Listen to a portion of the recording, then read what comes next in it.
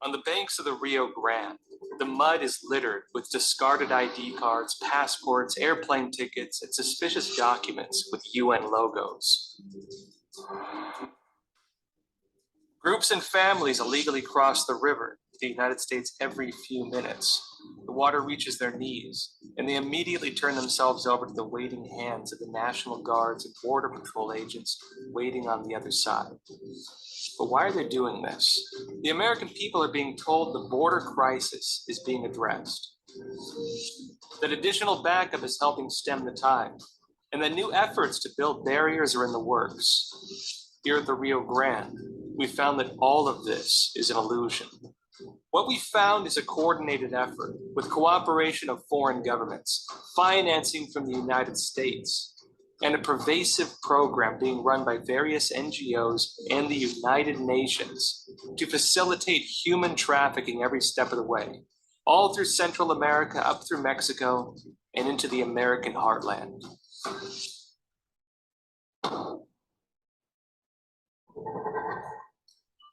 Our journey began in the east of Texas, at the mouth of the Rio Grande, where we met with war correspondent Michael Young. He had spent months following the migrant caravans gathered in Panama, and we traveled with him on the investigation at the US-Mexico border.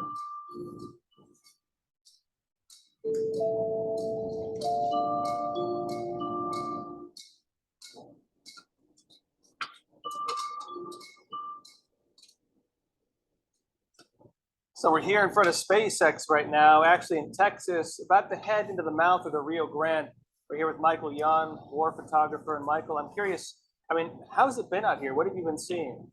Well, as you know, I've been all over the world this year, 4 continents, tracking migrants, including down the Darien Gap for several months, which is that area between Colombia and Panama. Very deadly jungle. Many of the people that go through the Darien Gap, most of them are Haitians or Cubans, but that would be more than 50% of the total. The rest of the total come from about 80 other countries like Congo, Nigeria, India, Pakistan, but about 80 other countries. They're all going to have to go through the cartels to get here. Cartels make a lot of money. This is the Gulf of Mexico. We're going towards the mouth of the Rio Grande River, which is, so right across this river is Mexico. Most of the people coming here are not running from a war. They're going through, in many cases, at least a dozen countries that are not at war. For instance, again, I wanted to show you, this is the end of the road. Not many people come here. This is, literally where Texas and Mexico and the Rio Grande all meet at the Gulf of Mexico. And so this has historically been a place where a lot of people cross. But what happens is many of the people that can't get visas to come, start off in Mexico, they start in South America. Like Haitians and Cubans will often start in Suriname. Suriname is the very tiny country in the north part of South America, and they don't need visas. So they can go to Suriname, and then from there they go to Brazil often, and they'll go to Chile, and then up through Ecuador, and then Colombia. Look at all these border crossings. And then through Colombia, they go through the Darien Gap. Roughly 10% die there. They make it through the Darien Gap. They get apprehended by the Cinefront, which is the Border Patrol in Panama, and then they're put on buses, and they're driven up to Costa Rica. Costa Rica takes them in something called controlled flow. It's an agreement between Costa Rica and Panama. The United States helped broker that agreement long ago. They end up in Costa Rica, and Costa Rica takes them to the border of Nicaragua, pushes them off into Nicaragua, and says, "Have a nice day." So wait, so there's government forces in each country that help facilitate this trafficking? Absolutely. People from about 80 countries come up to 2 major places to cross into Darien Gap, and that's Nicoclí and Turbo. They're backed up in Nicoclí. I've been there watching the crossing and that sort of thing. And then once they get into the jungle, now the next people they have to deal with are the Imbara Indians. They ride horses. They go total Comanche on them. They kill a lot of the migrants. They get usually robbed multiple times. Some of the women carry abortion pills, that sort of thing, because they know they're going to be raped. If they survive the Darien Gap, they have to go over 3 mountains there. The third mountain's called Montaña de la Muerta. It's the mountain of death. And on that third mountain, many of them fall off and die, right? Then they come down. Now they get into a flooding problem. Many get washed away in the flash floods in the Rio Turquesa. If the migrants survive, they come to a village called Bajo Chiquito. And you won't find Bajo Chiquito on Google Earth for some reason. Interestingly, though, when they come out of the jungle, they come to Bajo Chiquito, and then they can get Western Union and MoneyGram. They can get money there at 20% premium. They'll Western Union the money to somebody in Panama City, who then sends a text out to the jungle. So once money has been wired to Panama City, they will text down Cell Phone Hill. They've got money in the village. They'll give the migrants who survived the money that they've wired to themselves or their family is wired. Now they've got some money. Now they can buy things in Bajo Chiquito, the village, and they can pay to get on the dugout canoes to go about 3 hours downstream, finally be put on buses in the controlled flow program and be taken up to Costa Rica. That takes like 6 or 8 hours. Then they drop them off. Costa Rican authorities take them, they process them, and then take them to the Nicaragua border. But there's no agreement with Nicaragua. So in Nicaragua, they just sneak through. Nicaraguans kind of, let them come through, but, rob them along the way. Then, of course, they finally end up in Texas or Arizona or New Jersey. The human rights crisis at the border is real. But the question is, what's the cause? The narrative we've often been told in the United States is that the cartels are the ones facilitating the crisis. But this doesn't line up, since it begins in the border regions of Colombia and Panama, and even further south. Some countries have gangs working on this, and some don't. At the same time, we know that governments in each country are involved in helping push the migrants north. The question is, what's behind this involvement? Is this a coordinated effort? And if so, what's the motive? To try to answer some of these questions, we headed west along the border to Roma, Texas, on the lower end of the Rio Grande Valley, an area which recently saw some larger migrant caravans, and where gang violence often spills across the border, with reported gunfire from Mexico into the United States on an almost nightly basis. There, we met with Tim Lynch, a local resident and a retired Marine Corps officer. So tell me, what's it like being a local resident around here with the whole border crisis? Well, as a local resident, you don't really see any of the border crisis because law enforcement and political establishment are very good about rounding these people up, taking them to the various Catholic Relief Society points where they're given food, given money, given a bus ticket to get into the interior. So let me get this straight then. They give them food and they give them money and then they give them bus tickets or whatever to get them out? Absolutely do. Where's the money come from? You see, if you go to the website, they say work on donations, and no doubt they do take donations, but the amount of traffic that they're processing out of here, that's got to be federal money. And the federals are obviously paying a lot of money to make this problem go away. The migrants, the illegal aliens coming up, we're not talking Mexicans. Mexicans can come across here anytime they want to. They just can't go past the interior barrier points.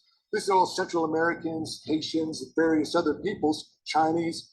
And they want to be caught. If they go leak it off into the city here, because everybody knows what's going on, the local cops, they don't tolerate that. They're all Hispanic. These are American Hispanics. They like their job. They like their wages.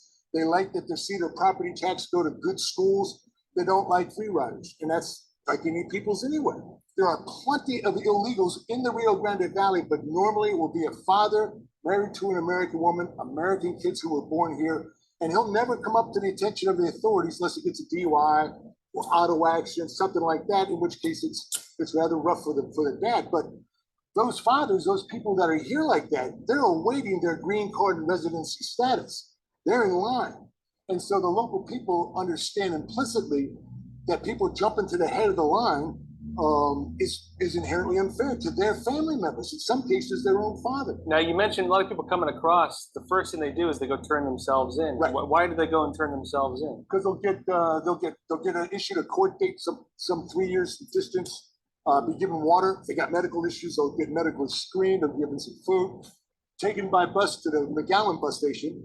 They're dropped off there, they walk across the street to the relief societies. They'll feed them again, get them some tickets to someplace. Then you throw in a $500,000 award because we're separating your family on top of it. It's an absurdity. What are some of the issues you have caused by the illegal immigration to this area? I understand that I've seen a lot of fences up. I've seen a lot of people with bars in the windows.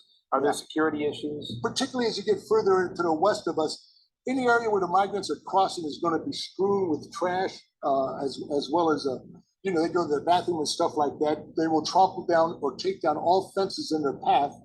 And fences for some of these properties on the interior, they've got miles and miles of fences. That's expensive. They knock down fences. They startle livestock in the isolated areas of the Big Bend country. They have approached dwellings when nobody's home but the wife, kind of the situation. Granted, these are armed women, but 5, 10, 15 migrant men, one armed woman, not good. And it's forced a lot of people to move. So all you need to do, you can walk from that point to this little island without ever getting your waist wet. There's a channel that comes through there. They just run a rope across there for the non-swimmers and hold on to it, and they just pull themselves back. I mean, that's only 20 feet. The border wall, it creates enough friction to keep them out of the places where people have made their homes close to the river and force them into areas where the Border Patrol can efficiently police them all up, which is what everybody wants. Nobody wants to try to, because they're not going to get through the city of McAllen. That's not a chance in hell. You know, once they leave the border area, that's fair game for the McAllen Police Department, who the mayor suddenly decided can take part in these matters now that the migrant camp is moved. When these migrant groups come across, they're typically in groups, you were saying. Is there like a person trafficking them, like a leader or like someone directing it? I mean, who are these people? What the Border Patrol was seeing was families coming across claiming asylum because they had children, but there was the same children every week. So that's why they were separating. Yeah, they started testing DNA to make sure that the children were in fact children of the parents. 30% weren't. And that's, you know, we're talking children here. So now we must have a moral obligation to welcome all these people here. And it's diluting the value of citizenship. It's a political thing. So how is it politics? It's all politics. We're going to let them in because Trump kept them out. We're going to give them money because Trump separated them. If every migrant coming across this border was guaranteed to vote Republican, then this place would be shut down tighter than a drum. And I don't think that anybody that's my age, and I'm 63, who's been around as we've watched these parties evolve, I don't think anybody would argue that fact for 1 second. The expectation is these are going to be reliable Democratic voters, and I'm sure they are whenever they get a chance to vote. But this is not something that can continue. It's something's got to give. So the migrants are being assisted by charity groups. This doesn't seem too unusual, given that charities would be expected to help people in need of food or clothing. But these seem different. In a small town like this, who could cover costs like that? And even more so, if law enforcement is passing migrants over to these charities to be shipped throughout the United States, is this a legal agreement they have? Who pays for it? And is this a local issue, or is it something bigger? To find out, we decided to ask a sheriff. Sheriff Brad Coe of Kinney County. He made headlines nationally for having to deputize additional officers to help deal with the waves of migrants and illegal aliens passing through. What kind of stuff do you encounter around here typically? Like, what's the average day like for your officers here? In Kinney County, you don't know, it's minute by minute. I mean, it might be husband and wife arguing over who didn't let the dog in, or who didn't let the dog out, or a high-speed pursuit that eats up all my manpower for the next 4 or 5 hours. Let me show you this video. Of course, this one's right here in town. So this was a high-speed pursuit in the town? In town. How fast was the car going? At one point, we were hitting speeds of 100.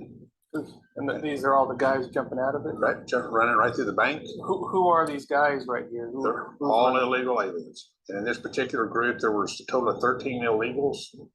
We caught 12 of them. It's right here. And this one was off duty. You said you have 6 deputies? 6 full-time deputies. 6 deputies, and every one of them was busy on this high-speed chase. Yeah. How often does an incident like this take place? When this one happened, we were seeing 2 or 3 a day, sometimes 6, 7 a week. This is eating up pretty much your whole Let's police see some of your our whole whole force every time. every day. This is what I deal with day in and day out. All these here, these are all human smuggling cases This entire stack is human trafficking. for the past couple of weeks. Just Yeah. this is 2 weeks of human trafficking. It probably lasted 2 weeks, because this is the one that we had the day before yesterday. And just on and on and on. We're still downloading video. So what are we watching? This is going to be a video of one of my female deputies, general stop late at night for tail light out or speeding or something. She walks up to the truck, doing everything right, looks in the bed of the truck, holy cow, it's time to step back. She can't get out on her handheld because she's just in a dead spot, so she has to go back to her vehicle and call for backup. Oh, geez.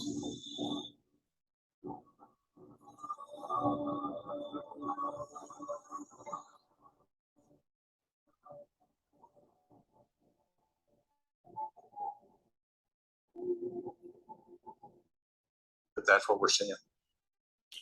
Whenever we were kids growing up, and several instances, too many to remember, but they would come up to the house and the illegals, and they would come up and have a bottle of water on them, maybe a couple of pieces of bread, and that's all they had. They would walk up and they would ask for food and water, and they were very humble. They were in need, and we wanted to help them. They were looking for work. Their first question was, do you have any work we can do? Fixing fences, digging post holes. They were ready to do anything.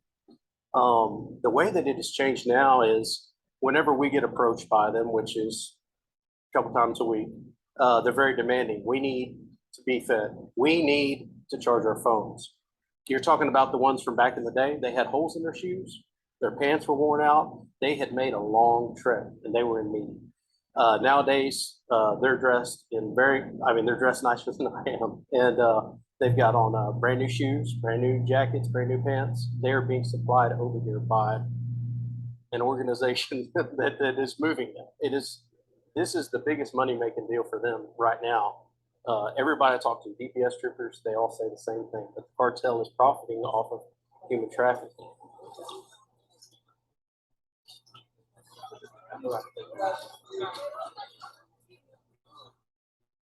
What's the situation with this? Are people really being sent into the heartland, or is this kind of like you're just catch and release back into the heartland of America? Are they transporting them further in? They're transporting them further in. I mean, we've got buses running through here 2-3 times a day. They're all brand new buses, charter buses, with those that they're releasing on their own recognizance into Dallas, Fort Worth, New York, etc. Who's paying for this? Where's the money coming from?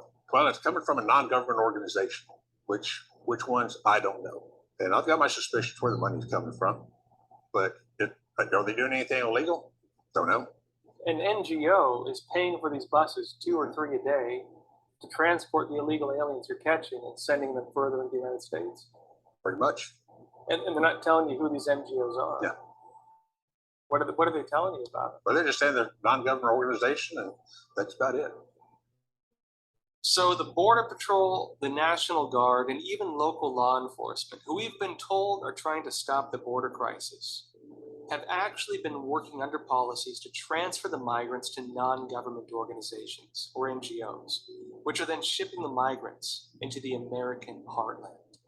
And even the local sheriff is being kept in the dark about the details of the organizations they have to pass the migrants to, including what these organizations are and even what's behind them. If this is a broader policy, then what's the government's role in this? To find out, we reached out to a congressman who's been investigating the issue. On January 20th, the Biden administration unleashed a humanitarian and national security debacle like we haven't seen in a long, long time. And it all traces back to January 20th. Representative Tom Tiffany of Wisconsin has been personally investigating the border crisis, including with trips to the Darien Gap. He previously accused the federal government of running a human trafficking operation with the migrants. We met with him at a small airport in Del Rio, Texas. President Biden, one of the first things he did, got rid of Romania and Mexico, started catch and release, and stopped border construction. What's happened? We're going to have over 2 million people that come into our country illegally this year.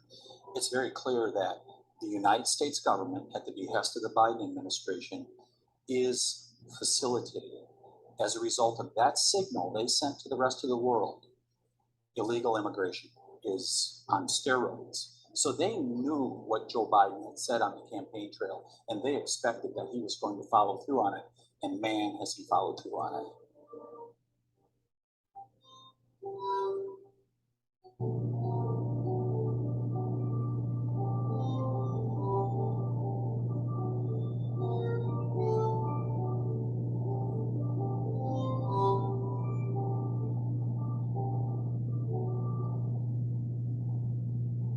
On this issue of people being transported from the border to different parts of the United States, we of course know the Biden administration statement that they are flying people. The other thing we've heard, talking, for example, to Sheriff Cole, is that the sheriff himself is having to transport these people to these buses run by some NGO. The sheriff himself doesn't even know which organization is running those buses. He's not being told, even though he's trying to figure it out. So who is running these buses And where are they bringing these people? I would speculate it's primarily the NGOs that are doing it at this point. The open borders groups are in charge of the State Department and generally the Department of Homeland Security with the roles that they play, whether it's legal or illegal. Is this kind of the main facilitator you're seeing, or are there others involved as well that are working as the main facilitators? It's a good question. How many are out there facilitating? Obviously, the cartels with them running drugs, and oftentimes the human element, the human trafficking, serves as a diversion for trying to pump the drugs, the fentanyl and methamphetamine, into the country.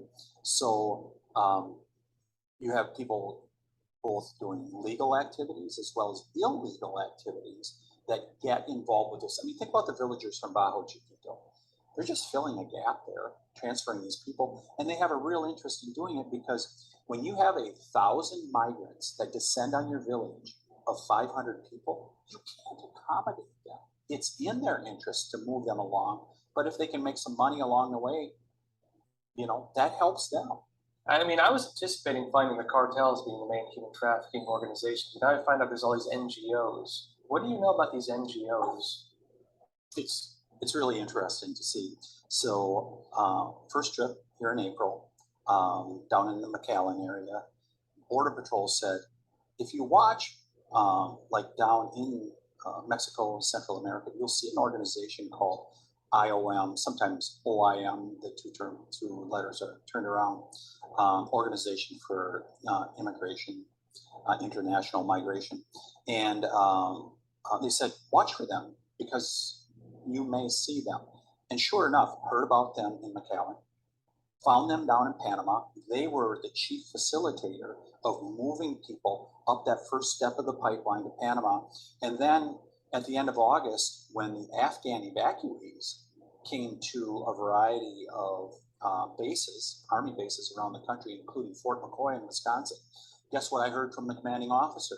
He said, yes, OIM will be here to facilitate resettling these people. So they're everywhere. And you have the NGOs that are out there. It is something that we need to take a much deeper look. And I know my office is beginning the process of looking at how IOM is getting their funding, where it's coming from, what's their relationship, their United Nations outfit, but what's their relationship with the United States government? Because I've been told that they're contracted by the State Department to do their work. There's a lot of questions that revolve around that, and we need to know what they are doing, because it should not be an international organization that is doing resettlement in America. It should be our government, and our government is not doing that at this point. Now, you know, also with this Organization of International Migration, you were saying also they were involved in the resettlement of the Afghani refugees. I mean, and this is shocking too, that they're involved in multiple issues like this. What about as well what was happening in Europe with the migration crisis there? Were they involved as well? Yeah, they were involved in Europe. And this is one of the things that it was one of the real outgrowths of the trip from Panama that was so educational. Michael Yon really emphasized, he said, you need to look at this in a global sense. And migration is at times being weaponized. That is what is happening here. And that's what we saw with Afghanistan, is where the State Department said, get them on the planes and get them out. Don't worry about their legal status in the United States. State Department officials said that. And that was corroborated on a recent trip that a couple of my colleagues who serve on the Judiciary Committee went over to Qatar, and the commanding officer said, yeah, they were just telling us, get them to America. Don't worry about the papers or whatever. And so we ended up being one of the bases where thousands of people are still residing at this point from Afghanistan. Very few of them have a special immigrant visa, which is what the Biden administration told us back in August. People will have to go through this thorough vetting process, including most of them the SIV process. Hardly any of them went through SIV, which is oftentimes a 1 to 2 year process to really make sure that people are legitimate. And especially Afghanistan, the hotbed of terrorism in the world, Al Qaeda, organizations, ISIS, organizations like that, and we're not thoroughly vetting people, that is a huge concern. And so what I hear from the commanding officer in Fort McCoy, he says IOM is one of the groups. And I'm like, is this the International Organization of Migration? Sure enough, it is. They are working right there in Fort McCoy, Wisconsin, to facilitate this process. Heard it in Panama at the end of May, heard it once again in Wisconsin with the Afghan situation at the end of August, and IOM was there every step of the way. A local pilot agreed to take us on a flyover of the US-Mexico border. From there, we could see the porous border and the unfinished wall.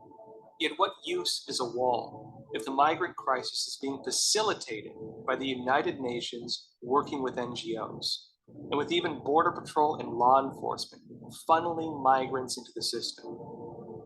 IOM, the International Organization for Migration. It's known as OIM in Latin America, and it's part of the United Nations. The question of where the money is coming from is answered on the IOM website. The most commonly named donor is the United States government, and it lists several sub-branches of the U.S. Agency for International Development and the U.S. State Department. The UN organization appears to work directly with the State Department.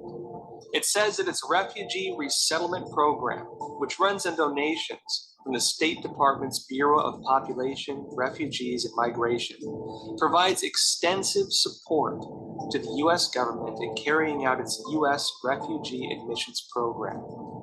Among its listed services are medical, training, processing of cases, and transportation. It says the IOM branch in New York works as a liaison between the IOM and the U.S. State Department. And its website also solves some of the mystery where the migrants are getting their money. Under the Refugee Travel Loans tab of its website, it states, all refugees arriving in the United States are offered interest-free travel loans by IOM. And it says IOM arranges for refugee travel using funds furnished by the Department of State. It notes that refugees need to repay these debts within 46 months after arriving in the United States, and it passes this responsibility to NGOs, including the Church World Service, the Hebrew Immigrant Aid Society, the International Rescue Committee, and others. American taxpayers are financing the mass migration into the United States, including for operation costs and for direct payments to the migrants. The money is going through various NGOs, which are involved in resettling refugees. And the United Nations, meanwhile, is facilitating the migration into the US under the guidance of the State Department. But are all of these asylum cases legitimate? And if our own immigration and asylum courts can't keep track of migrants once they enter the United States, how can the United Nations ensure that the migrants pay back their loans to the State Department? To get a better picture of the situation, we decided to head into Mexico and see for ourselves. We met with Auden Cabello, a videographer and correspondent for Real America's Voice on the US side of the border. So I've been documenting this for about a year and a half. And then here about 2 months ago, when we had the Haitian migrants, I was able to document, as I was going back from Del Rio to Acuña, I noticed a large crowd going back on the Weir Dam at the bridge. There's a large crowd going back to Acuña. That caught my attention. I was like, why are they going back? So as soon as I crossed, I went and got my drone and I went to the area. When I got there, there was hundreds of them on the Mexican side. And I flew the drone and to follow them, see where they were going. And that's when I get to the international bridge underneath and I see about 1,000 of them. You stumbled across that pretty much. Pretty much I stumbled across it. Yes, that's correct.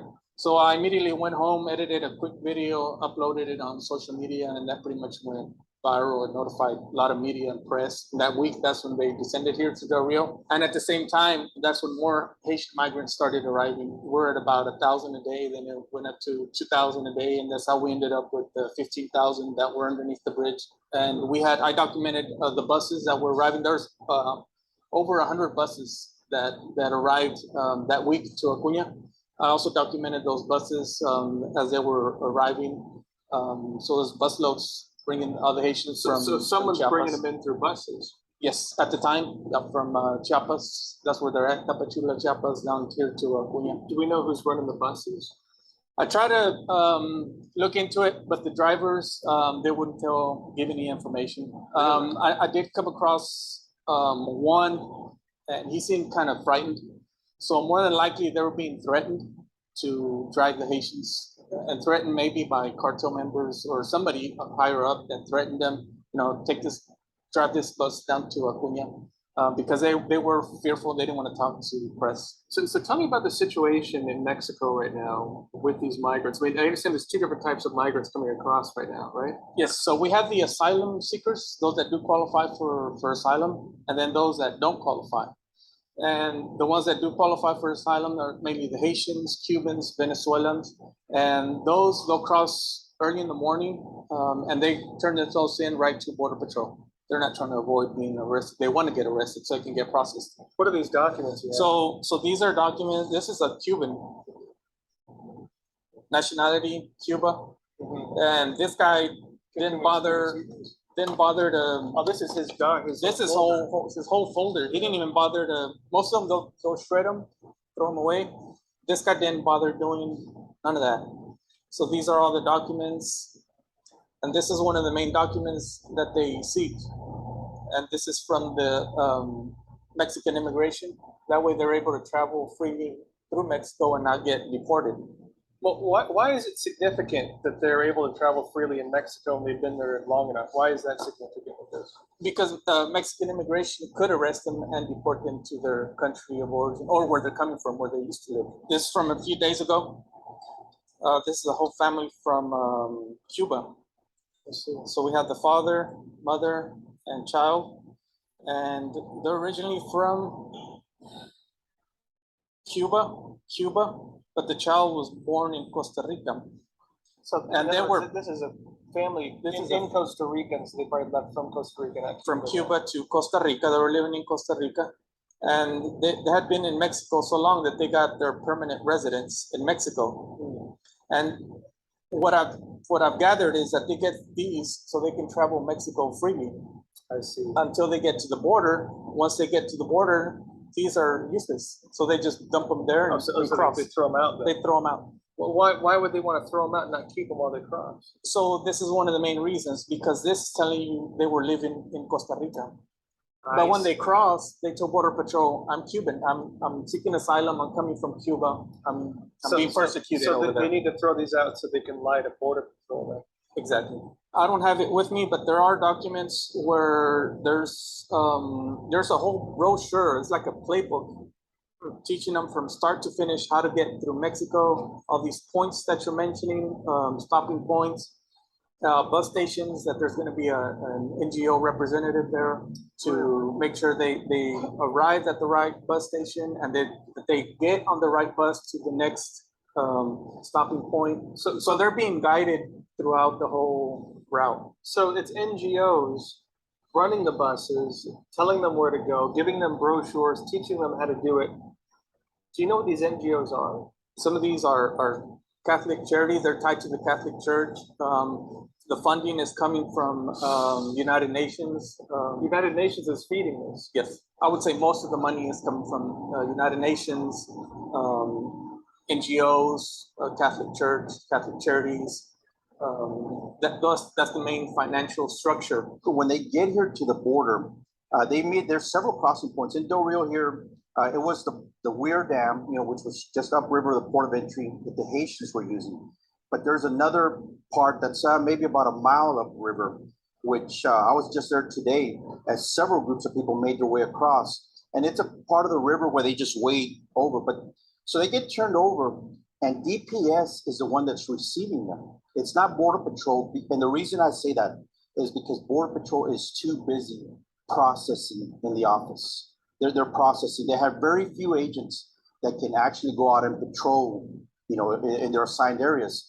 So like, for instance, at this place, it's called Border de Lon, and it's a crossing point. DPS receives them, then they wait and turn them over to Border Patrol, all as the National Guard stands by and watches. The National Guard is not repelling, they're not intervening, they just stand by and watch. So then, of course, Border Patrol goes, processes them.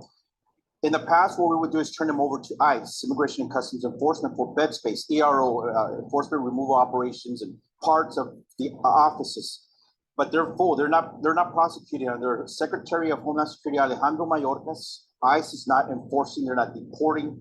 They're not housing them. And so that's when, like right behind this store here, about half a mile, maybe 3/4 of a mile, is the Valverde Border Humanitarian Coalition. It's a non-governmental organization, NGO, that was stood up back under the Soros caravans under Trump.